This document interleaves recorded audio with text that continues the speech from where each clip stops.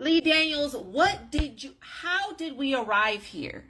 I know this is a true story. I get it. After we watched, I went to the internet and I Googled to see based off what event, sir, and I actually found an article that essentially, if I copied that article and pasted it into ChatGPT and told ChatGPT, please suggest a script for Temu, the Deliverance would have come out. Okay. And Mr. Lee, I think it's important for us to note that that is not the make good that Monique deserves.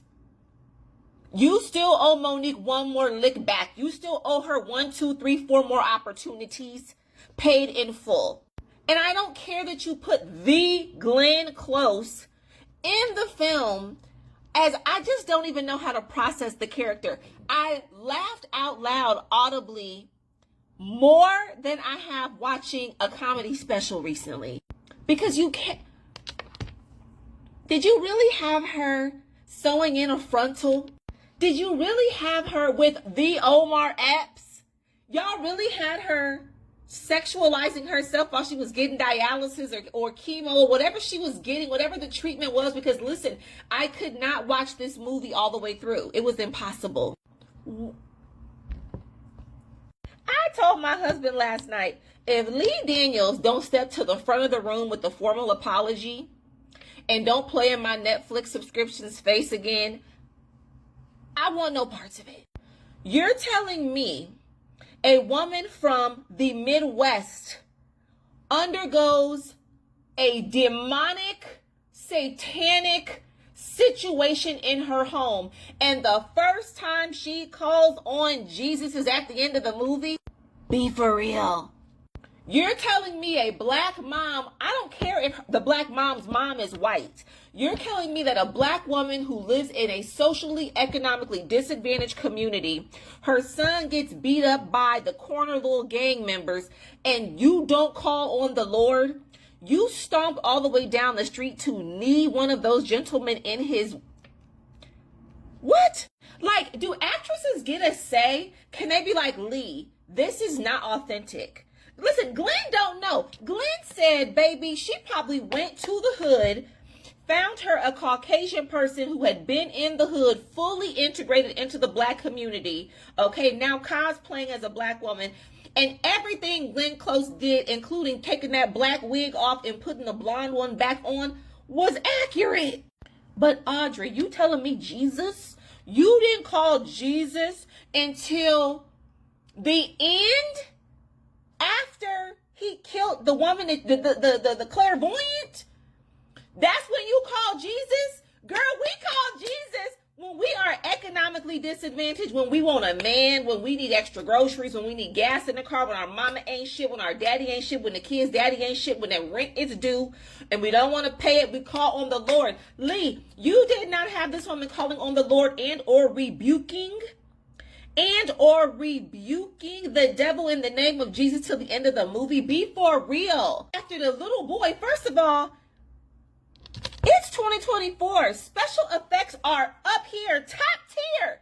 They got me screaming at dragons on the television screen, wanting one.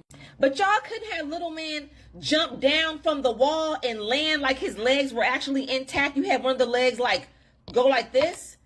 What? Monique, I love you forever. I don't care. They can never make me hate you. Glenn Close, I don't know who you studied. I don't know who you studied, but you studied long and you studied strong, okay? Because everything you did, I said, that looks familiar to me, okay? I'm so disappointed. That's one of the things. But additionally, I'm not just mad at you, Lee. Yesterday, I went down the wormhole before I watched your movie. I was on a TikTok wormhole with this Cleotrapa and Ice Spice thing. And I had not heard of Cleotrapa, or at least I might have heard her music, but I wasn't familiar with the actual artist. I went on her entire Risa Tisa story of what happened with her and Ice Spice on tour. And not only did she gain a fan, I went and streamed her music, and I am blocking Ice Spice. Ice Spice, I don't know if you learned this behavior because you were treated this way on the Taylor Swift tour. I don't know if it's because you have a tie to somebody in the industry that is so high up that you feel like you can do no wrong and your fall from grace shall not ever happen. But girl, let me tell you something. Karma. You will never be absolved of karma. I don't care how you shake your flat tail. I don't care about Yachty, Boti, nobody. You treat women poorly, we come for you. The universe cycles women through your life that ruin you over time. You will be under, it's almost like a curse, queen. It's almost a curse. You don't do a black girl wrong.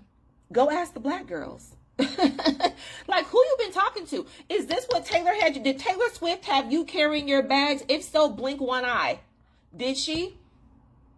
Did she take her whole team to eat, leave you hungry? Leave you hungry? Did she look at you and say, we got you, we got you, we got you, and then utterly not have you at all?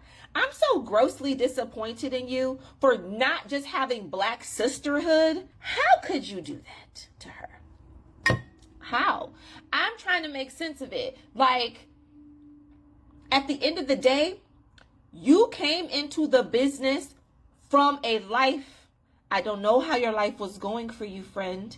It might not even matter, because the karma that you are going to receive over and over and over and over is such a vicious cycle that it is going to turn you out like we don't even know on the other end.